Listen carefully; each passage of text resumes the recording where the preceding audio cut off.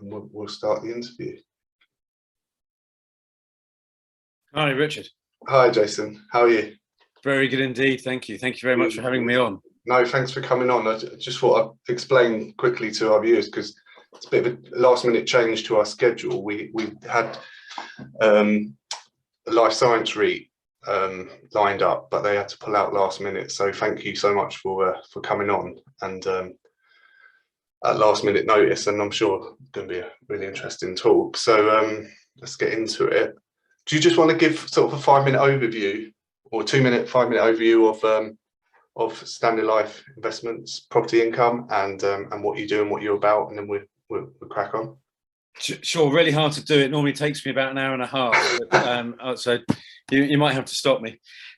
So Standard Life Investments Property Income Trust, often known as SLIPIT, invests in UK commercial real estate to provide an attractive level of income, along with the prospect of income and capital growth. We take a very active approach. We believe, particularly in times like this where there is significant change going on underway, particularly structural change, that one does need to be active. We are able to invest across the commercial spectrum. So obviously you've just been talking about a fellow colleague of mine's fund, which is pure logistics. We actually went long on logistics about 5-6 years ago, with a weighting of over 50%. At the moment, we're actually increasing some of our retail warehousing exposure again and trimming a bit of offices. So we're able to play cycles, looking at change and sort of, I wouldn't say being contra-cyclical, but trying to be early cyclical. As well as looking for income and making sure we make the right structural decisions. ESG, I think we managed to go most of this, most of your talk without mentioning ESG yet, is central to what we're doing, and I think is going to be a big differentiator in performance. So one which we spend a lot of time on, and I'll leave it there if that's... Yeah, perfect. Cool. So you mentioned a few themes there. If we go on to the next slide, we can see your portfolio and the sectors that you're in and the locations that you're in. Do you want to sort of talk through the composition of the portfolio? Yeah, sure. I mean, I'm actually going to start on the right-hand side with region and say that I have very little, I'm not really bothered by region particularly. What I'm much more interested in is making sure I've got the right asset for the region. So, logistics, Northwest is actually very good, and Northeast, close to conurbations, etc. For offices, perhaps a slightly more weighting to what we've got a big one in Birmingham, but otherwise more in the Southeast, greater constraints on land, greater density of population, etc. But we don't seek to meet the benchmark or match a benchmark. I'm totally agnostic to it, which perhaps leads me on to the sector allocation. Obviously at Aberdeen, we've got a large and decent research team, and that helps with a top-down outlook, what we think is going to drive sort of macro returns, what type of assets are likely to perform well. What I like to do is then look at that and try and look ahead a bit, and then take a bottom-up approach to selecting assets. So, the reason that we've been overweight for quite some time in industrials is obviously at a sector level, it looked really attractive. I then apply it and say, well, that doesn't mean that I like all industrials. I think one has to be very careful about how they function, because at some stage demand will relax a bit. And if you've got poorly specified units, they won't perform well. And equally in offices, we've trimmed a few which we think won't meet the future needs. There's a lot of change in offices. Retail's been an interesting one. We've been very underweight to retail for quite a long time. We actually bought some retail 15 months ago, a big B&Q. It has performed incredibly well. I rather wish I'd bought 2 of them. That's hindsight for you. And then obviously the nice thing about real estate is we've got something we call other, which can mean many things to many people. In this fund, it's a combination of some leisure. Leisure generally is something I'm not hugely keen on at the moment, but the main investment I've got is very, very interesting for alternative use in the future. It provides a nice bit of income in the meantime. And a data center. And if there's one thing working at home is probably reminded all of us is our reliance on data. No, that's interesting. Cool. We go on to this. So talking about the different sectors in a bit more detail. Obviously, I don't know if people have seen today Google's announcement that they're spending, I think it was 760 million or something on one of their HQs in London, and talking about this core to their sort of future is the office.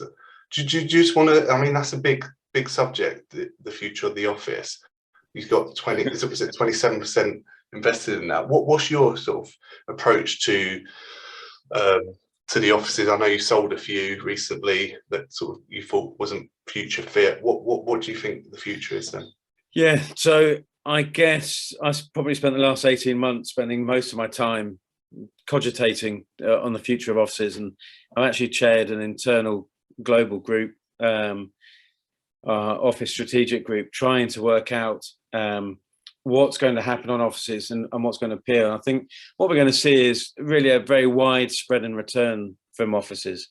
The way they're used is changing. But one of the things which we saw pre-COVID and is perhaps even going to be more important is their role in the war for talent. So organizations like Google use their office as a way of attracting the best people, creating a place where people want to go to work. And the way I apply that to my portfolio is really to start from the user experience.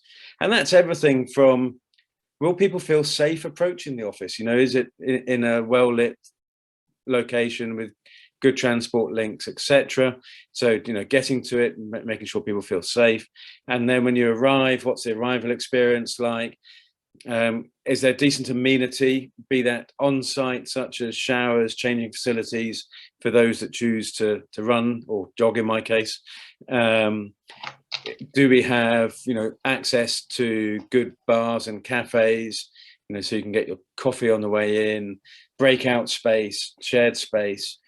So very much focus on this sort of the user experience, making sure that they're going to want to be there. And then for the tenant, trying to make it as efficient as possible. One of the ways we do that is perhaps through some shared meeting rooms so that they don't need to have underutilized meeting space. We then use those also for yoga sessions at lunchtime, creating a sense of community, etc. So the offices are really interesting. Some will do really well, some will do really badly. We just want to make sure we've got the right ones. Yeah, cool. Okay, that makes sense. And then you've done a bit of investing in the industrial sector, is it, in development opportunities? Do you want to? Yeah, so I mean, it's interesting. I'm going to just sort of bring in a little bit of ESG as well, I guess. And everyone's really focused on ESG in offices at the moment, and I think it's really important to also apply it to industrial. And I spent a lot of time with industrials over my career, and the one thing which always struck me was most estates have units which are very hard to let and don't perform well. At the moment, they're all let, and people are paying the same price for them as the good ones. And actually, one of the reasons we're looking at some fundings is the entry price at a point where the market is expensive is slightly more attractive, and we're comfortable with managing the letting risk. But also it provides us an opportunity to really ensure a very good specification. I would prefer to pay a little bit more and have a very functional unit with great yard and storage than a little bit less for a unit which is compromised. And so by developing, we can ensure we get the highest ESG standards, but also the specifications which we really believe in. Yeah, that makes sense. Yeah, and we'll come on to ESG now, because I know you're really keen on this, as most people are, but you guys have really sort of push the envelope with this. If we go on to the next slide, I think we've got some more details on this. Do you want to sort of run through this? Yeah, so I'm really lucky. We've got a great team at Aberdeen, both the portfolio managers directly on this fund, but also ESG specialists who have been able to engage and challenge and come up with suggestions. So, we've got several approaches we're taking. For me, the most important thing is to ensure that the portfolio can perform as well as possible in ESG terms.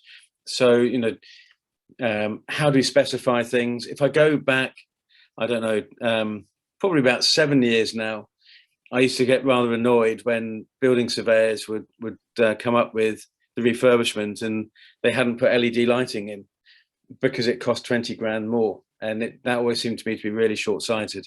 It perhaps reflected the fact that I was known as being tight.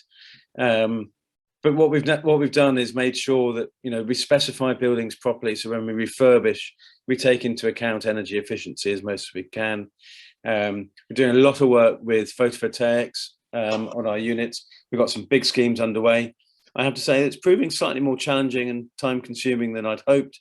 The grid is struggling to cope with it, and I've had a few applications turned down on a temporary basis or reduced in size because the grid can't cope. We're doing quite a lot on electric vehicle charging. That's something which I'm not yet convinced I know the best solutions to. So we're taking some different approaches, whether or not we install and operate or we get other people to do it. We spent a lot of time working on the pathway to net zero, understanding what we need to do, how we can get there. And that's really from a top-down approach, but also looking at asset by asset with detailed costed pathways on the assets. And then we perhaps jumped the gun slightly in that, for me, the most important thing was to say we have to reduce our carbon footprint. And at the end of that, there will be something which we need to offset. Well, we've actually done the offset really early. We went and acquired some land in the Cairngorm National Park last year, which we will use for planting of natural broadleaf forestation to gain carbon offsets and also undertake some peatland restoration, etc. The reason for doing that was we believed it provided us an opportunity of early mover advantage to lock into a low cost of carbon. We think there'll be a lot of competition in that space later on. Yeah, no doubt. So I think this is the footprint of your yeah. I put this in mainly because the difficulty I've got is I'm actually responsible directly for 10% or have control over 10% of the fund's carbon footprint. And one of the real challenges is, how far do you take your responsibility? So we have, the way tenants use their gas and electricity, I can have some involvement and control over in a multi-let building, but a lot of our properties, the whole building is let to one tenant who owns the contract. So we can suggest to them it would be lovely if they have a green supply. We can suggest to them it would be rather good if they didn't put waste to landfill, etc. We don't have that much control, and I think the challenge for me and other landlords is really how we integrate with tenants more and more.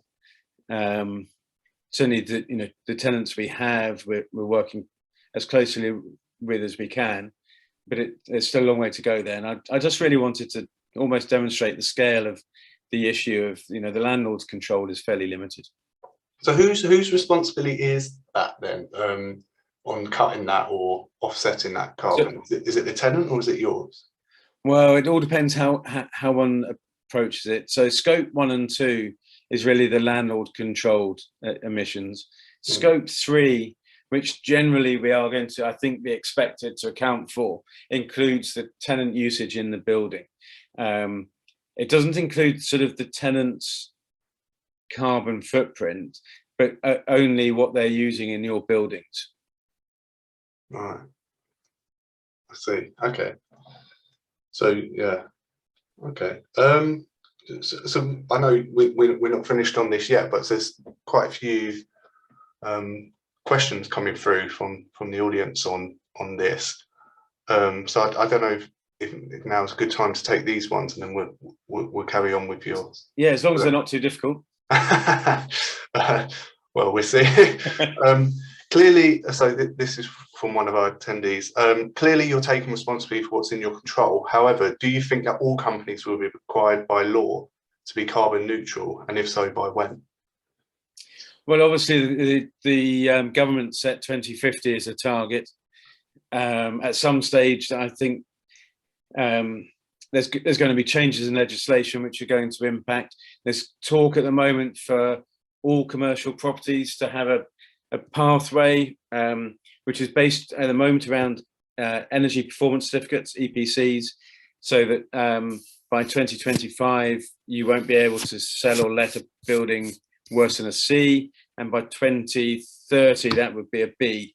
You know, that's a long way on the way. So there is likely to be some legislation, but I would say it goes beyond legislation, that as major investors, pension funds, etc., take on board their own policies and desires, so pricing on assets will change. And if your asset does not meet high ESG standards, then the tenants will be less likely to occupy. Now, I mentioned before about sort of the war on talent. Actually, we see HR being very involved in office acquisitions in particular. Young people don't want to work in assets which don't reflect their own standards towards ESG, etc. So occupational interest will fall on your asset, and the price people will pay will fall. We're about to see some changes in valuation methodology, I believe, which will greater reflect the cost of making the building relevant in terms of ESG. So that's coming through, is it? You say there in rents that people are willing to pay. Is it coming through in the investment market as well? Increasingly. I mean, I don't think we've necessarily seen it to the extent I'd expect yet. But actually, when you're making assessments as to what your future capex on a building will be, I think where buildings don't meet standards, people are going to be much more explicit in their assumptions they make. You know, where you won't be able to let the building in 2025 or 2027, depending on EPCs, you know, you've got to build in some expenditure, and I think that's going to impact on value. Yeah. And you mentioned there about the EPCs, and by 2030 have to be Bs. Yeah. So what was your portfolio looking like in that regard? Mixed. We've been doing quite a lot of updating. Quite a number of units historically were a D. Part of that was poor quality information and modelling, and most of those where we've done some minor changes and more accurate modelling are coming out at C's and B's. We've got a program underway of doing some upgrades. Some of the PV installations help, changing remaining lighting to LEDs where that hasn't yet happened, improving chillers, etc. So we've got quite a clear route path where we're going to get there. One of my biggest fears is that one could get very carried away saying, I'm going to have everything as a B today. And to do that, you spend an awful lot of money and you get rid of an awful lot of things which have beneficial life left in them. So actually choosing when you implement the changes and interventions, I think, is really important, and understanding how you're going to do that. We're looking at a number of assets at the moment where that intervention point might be 24 to 27. And actually the advice I'm receiving is the technology will have improved sufficiently that if you were to jump the gun and try and do something today, you would probably be throwing the money away, and you'd be intervening again in 5 years' time. And that would be a tragic waste, not only of shareholder funds, but also of raw materials, is the way I see it. Yeah. One more, and then I think we'll move on to the to the Scottish investment that you mentioned earlier.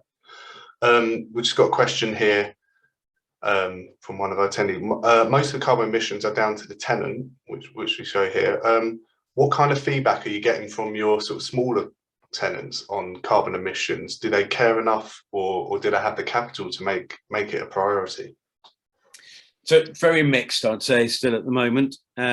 Generally, obviously, larger corporates are leading on statements and ambitions, but many small tenants really care as well. And actually, we had a wonderful experience last year. We started to talk with a tenant who's got a lease expiry in it's probably about 15 months now, but we were talking to them about that, and actually they said, look, one of the things we're really keen on doing is improving the energy performance of the building. Can we re-gear the lease now with you helping us with the cost of doing it? So, you know, people are looking, the payback obviously is longer than 15 months.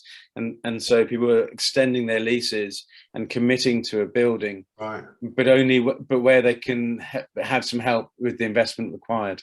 And we're very happy to see that, because it's mutually beneficial. Yeah, okay, that's interesting. Cool. All right, let's, I suppose this covers a few of those points as well, what they're doing.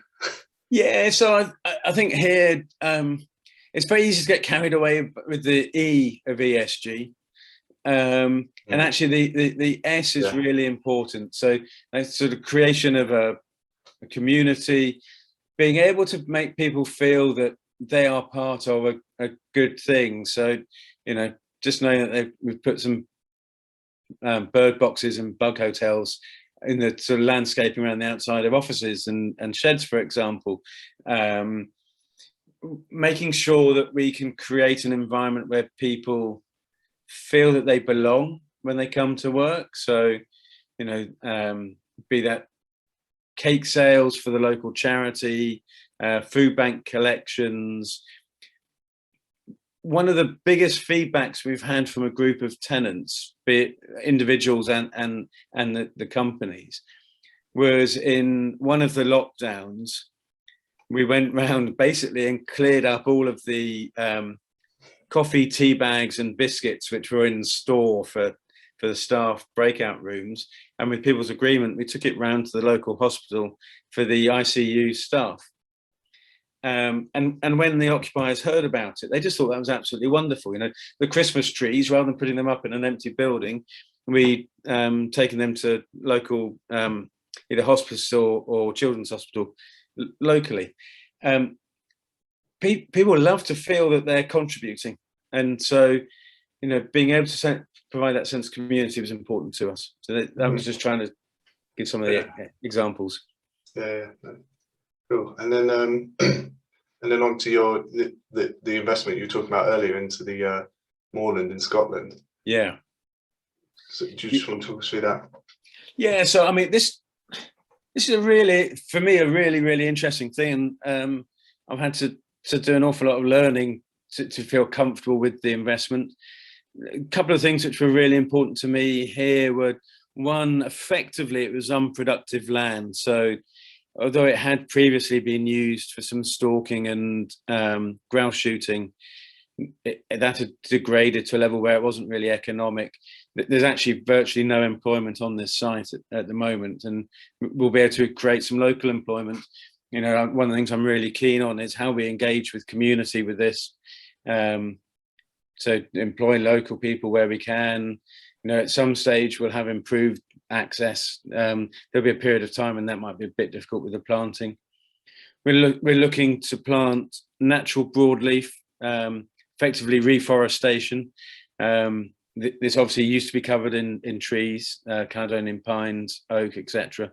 We've collected seeds from site to make sure it's relevant. There'll be some peatland restoration. One of the things which really I always find quite interesting is, you know, we are restoring peatland that the government paid grants on in the 1970s to drain. And the reason I say that is not just to say that how daft the government was in the 1970s, but more to say, one of the things which really strikes me is every generation, every era of a generation has a particular focus. And what we need to try and do is take a bit of a stand back and make sure we get the right holistic overview. So general biodiversity, as well as the tree mix, peatland restoration, etc. And there'll be lots of advantages which come off, which are non sort of financial as well. But for us, we provide an opportunity to have a fixed price offset, one which I think will look very attractive over the coming years. No, that's really interesting. As I think most people are aware that you're one of the first, if not the first, to do it, especially amongst the property world. So you come in at 7.5 on the investment million. Yeah. You expect that to, like you said earlier, you're an early mover. You expect sort of that land prices for similar things to be going up. Yeah, I believe land prices will go up, and the cost of carbon will go up.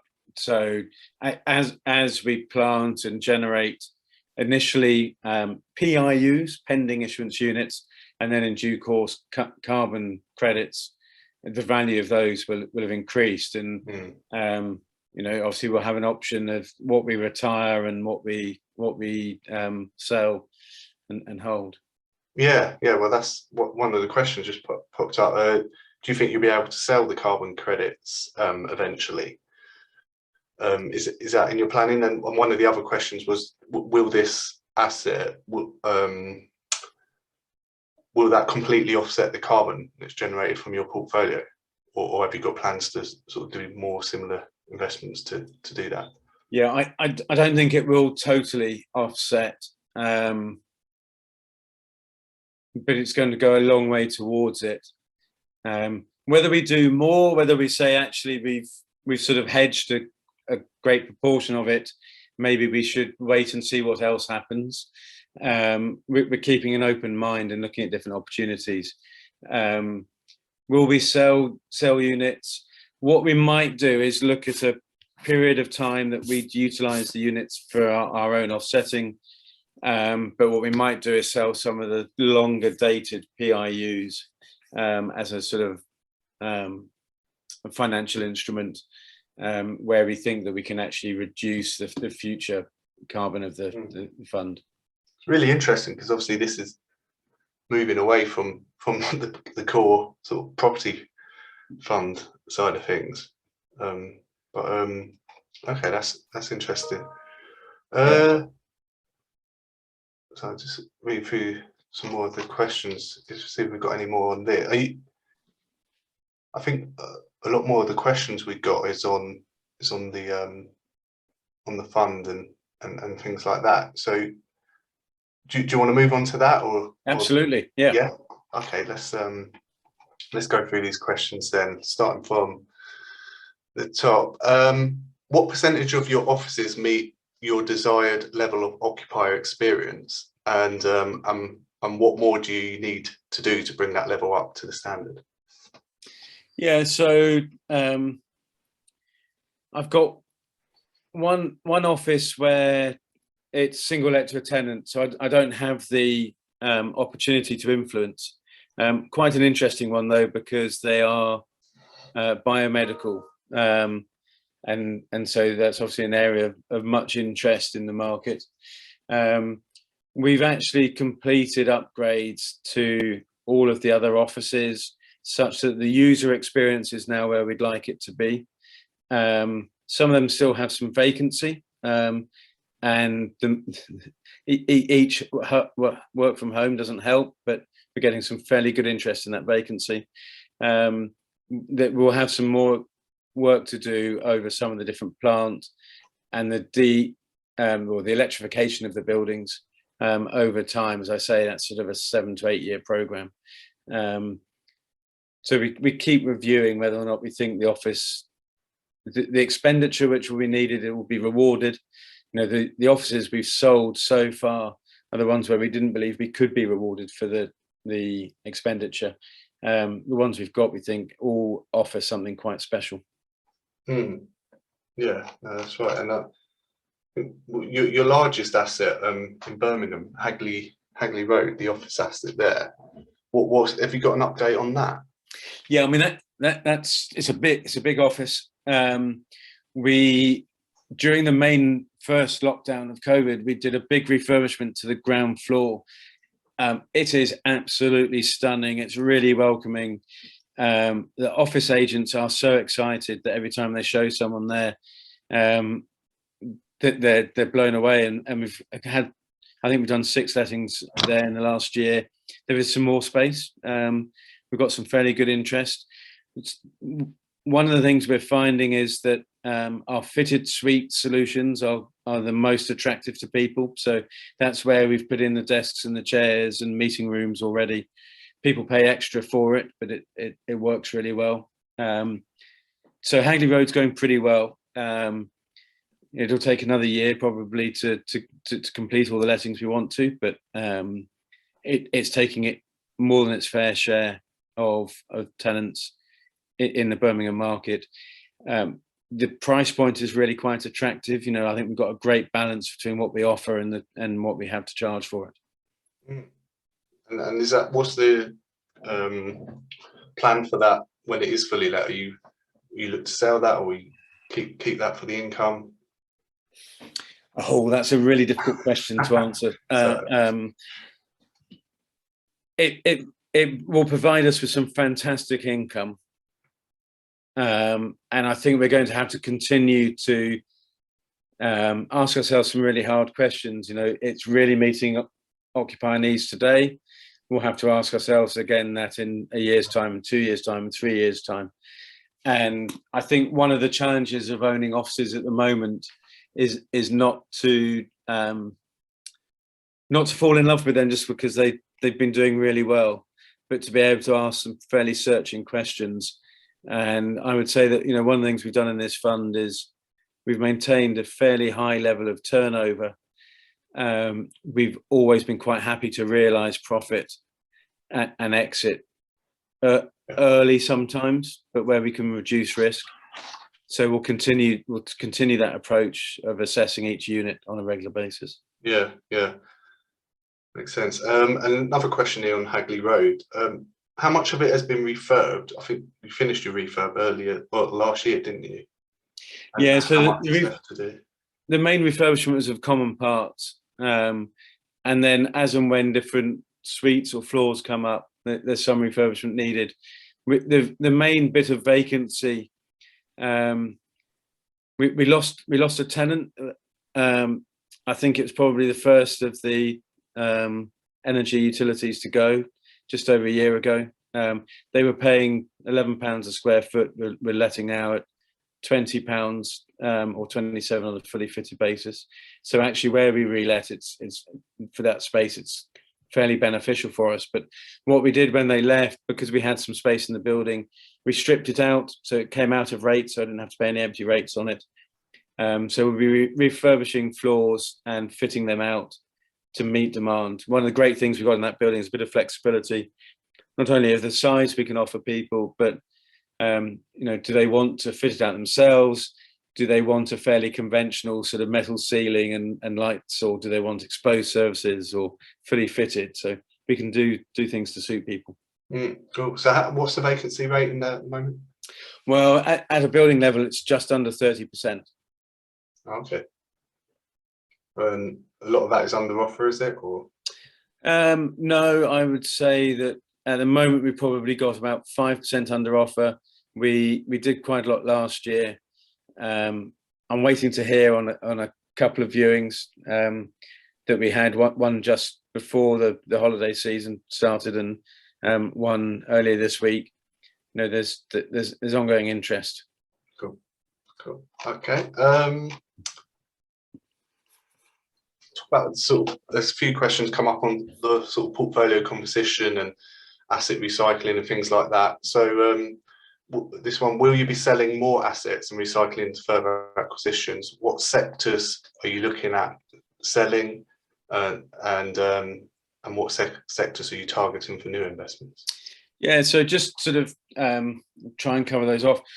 We sold quite a lot over the last 18 months. So best part of 75 million, some of it taking profit, some of it things like the offices where we didn't believe that they were future fit, some multi-let industrials where we felt that rising cost pressures on occupiers meant that there was too much chance of tenant failure, and we could take profit on a sector which everyone loved.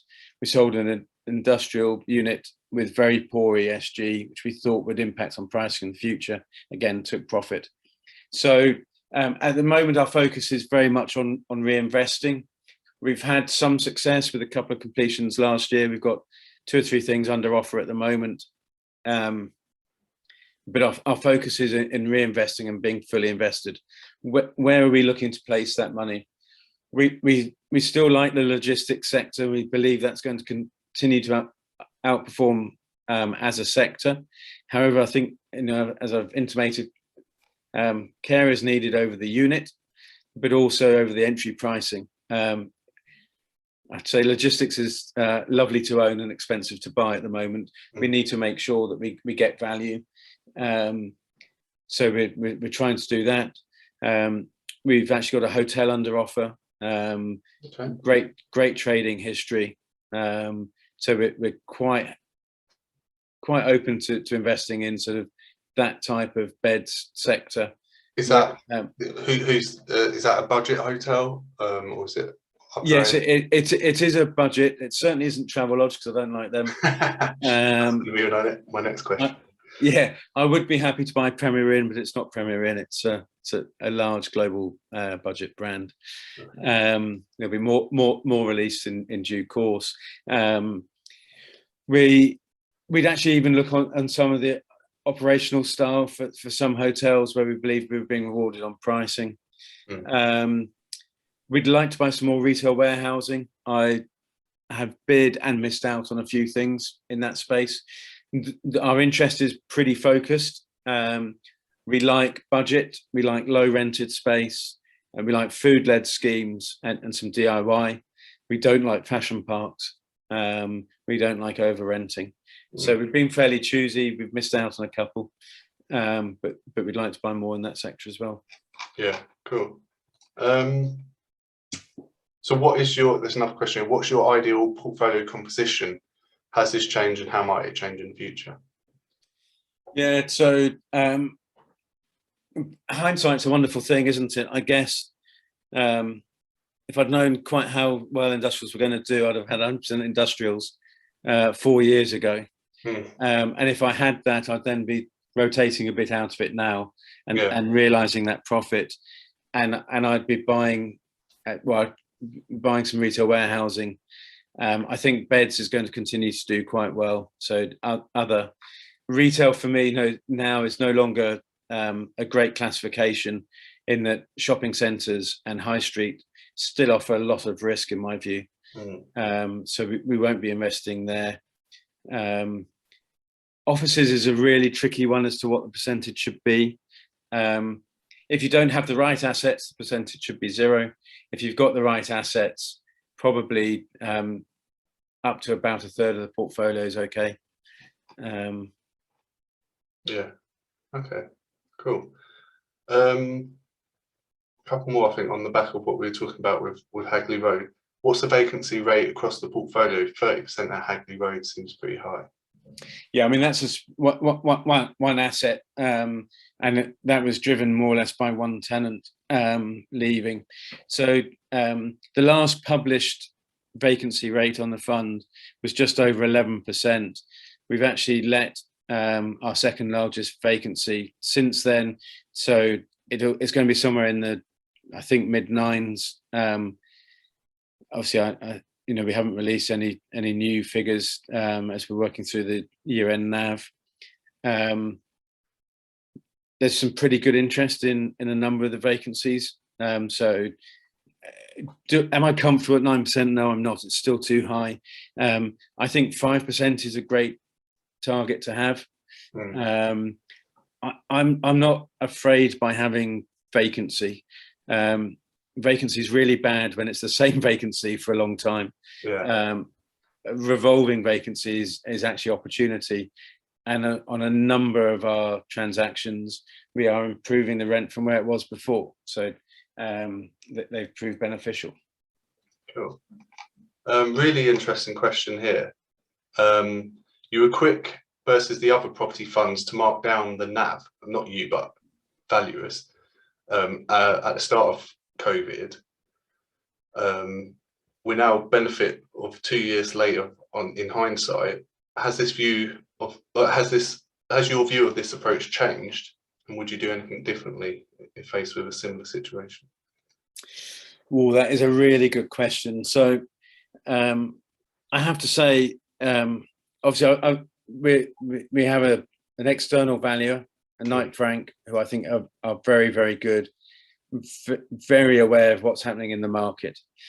And the first draft valuations at the beginning of COVID came through, and there's some minor alterations. And I'm sure your participants will remember that actually the RICS ended up putting a material uncertainty clause on valuations because there wasn't much evidence around. And the conversation I had when the first drafts came around were, I feel uncomfortable. The previous valuation, December, it was a time of sort of great optimism. Mm-hmm. And please don't laugh at me for saying this, but everyone was delighted that Boris had won a big majority, and how that was going to drive things forwards. I remember. And then, of course, as we were doing the valuations for Q1, we'd gone into the first ever national lockdown with a global pandemic where no one knew anything. And I said to the valuers, I don't think we can rely on evidence. I think you've got to use sentiment. And we were, I encouraged them, and they were, agreeable that how could any asset be worth the same or more than it had been in December? When you go from a period of optimism to a period where we've got huge uncertainty. Yeah. And so we wrote them all down. And with hindsight, we shouldn't have done. We should have been more like sheep. We've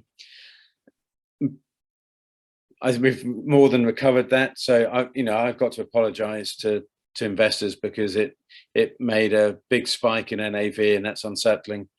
We thought we were reflecting the environment, and we should probably have taken more cognizance of how other people react. Well, yeah. I mean, I thought it was. I had the exact same thinking as you. I mean, some of your competitors or peers were coming out with valuations which were a slight fall from December 2019, and that felt a bit bizarre to me. But like I said, that it wasn't really reflected. Yes, I mean pricing and stuff, share price. But there we go. Yeah, I mean, I'm glad I'm not a valuer. I think it was a terribly difficult time for them. Yeah. I think there was too much expectation of, if you can't prove a change, then just leave it as it is and see what happens. Whereas, I felt, let's reflect a wider outlook and try and reflect that. So yeah, it was a different approach. I think it's all worked itself out now. Yeah, cool. Okay, we've got a number of questions left, and we're limited time. So should we do sort of rapid answers? So, what is the rent collection like now? Better. I haven't seen the figures yet for the end of the quarter. I was away, and I've not caught up with the person, but generally quite good. Our largest non-payer of rent has finally paid, which is quite right too. They were ones which I was taking to court because they were behaving badly. So yeah, an improved picture. Good. Any plans to increase the dividend further? I'm going to cop out and say, A, I'm not going to give future guidance, and B, it's not my decision, it's the board's. But is there a desire? Yes, absolutely. It's probably one of the most important things. To be able to do that, what we need to do, well, I guess rent collection is one of them. We need to reinvest the capital that from the sales, because we sold £75 million worth of property. That meant we're getting a lot less rent in. So as we reinvest, just something which we obviously really want to do. Okay, cool. So that should go up once that's done. It's an interesting question. Has it gone on open-ended property funds? Do you have a view on their future, and is there an opportunity for you to merge or acquire them? Yeah. So there are one or two which are obviously in wind up. If I look at the remaining assets, they're not particularly appealing. And I think a corporate action on a PAIF could really be quite tricky with the FCA. Generally, people who invest in open-ended do so because they like the smoothing of the NAV valuation approach. I don't understand why people invest in open-ended. I'll be totally frank with you. The performance track record is not as strong in my view as closed-ended. I feel very fortunate to manage a closed-ended fund where every decision I make is what I believe is in the best interest of shareholders, as opposed to having to deal with fund flows. There are also issues with the open-ended sector, and anyone who's wanted to sell when the market's poor and it's a wide discount, I appreciate it's not fantastic either. So do I think it's the end of the open-ended sector? No, I don't. Do I like the sort of structure I'm invested in? Yes, I do. Cool. Given the time, we have got a few left over, but we need to sort of wrap it up now. But sort of as an ending question then, any progress on the name change? Yes, the name change is likely to happen in the middle of this year. I think we'll probably just incorporate it into the AGM rather than spending money on separate circulars and bits and pieces. Okay, all right, look forward to that. Can you give a little insight into what it is, or is it still unknown? I think you could probably guess. Yeah, cool. All right. Well, thanks a lot for coming on today, and again, thanks for coming at such short notice as well. There's a few questions left over. I might email them to you and get the answers published up on our website, if that's okay. Absolutely, very happy to do that. Great. All right, thanks a lot, Jason. Just leaves me to talk through what's coming up in the weeks to come. So we've got Keith Watson next week from Geiger Counter, where James will be back for that. Week after, and then you can see the roster we have there. End of February, we've got Ian Francis from CQS New City High Yield. So thank you all for attending today. Hope you found that as interesting as I did, and we'll see you next week. Thank you.